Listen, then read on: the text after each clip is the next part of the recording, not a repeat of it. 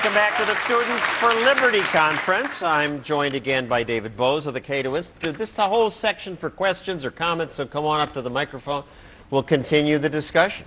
Gabrielle Scheiner from Queen Mary University of London.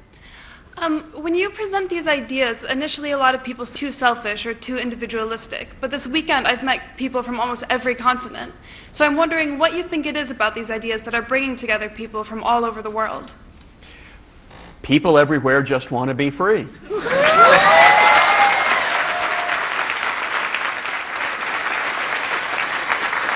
And I know what we often find is that people don't necessarily want other people to be free. I find very few people who say to me, I don't know how to choose a good school for my child, so I'm glad the government does it for me.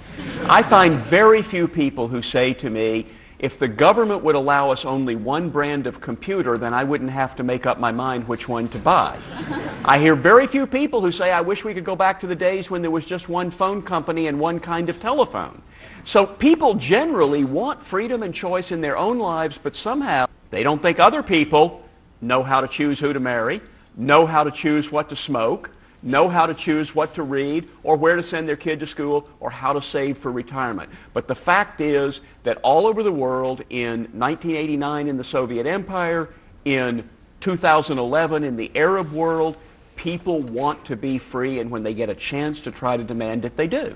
My name is Alex Biles. I'm a recent graduate of the University of Michigan. And it's not too long since Occupy Wall Street was in the news. Regardless of our opinion of the movement, the facts do show a concentration of wealth moving towards the 1% of the population and in the U.S. Should libertarians be concerned about income inequality, and what's your solution? Well, interestingly enough, if you look at graphs that go far enough back, it's clear that the concentration of wealth was greater in like the 1920s than it is today. So it has not that increase.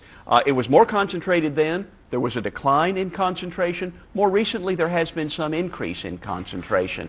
Should we worry about it? I'm not sure.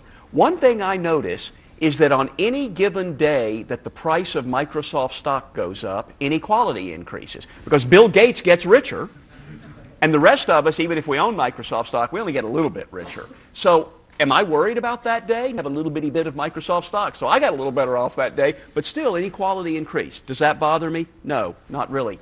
However, when we have a system where the entirety of big business is considered too big to fail, so that if an automobile company or a bank or an insurance company is threatened with failure, the government bails them out. But if your father's car dealership or your shoe shine stand is threatened with failure, nobody bails you out. That's a bad system, and that absolutely is increasing inequality and increasing resentment for good reason.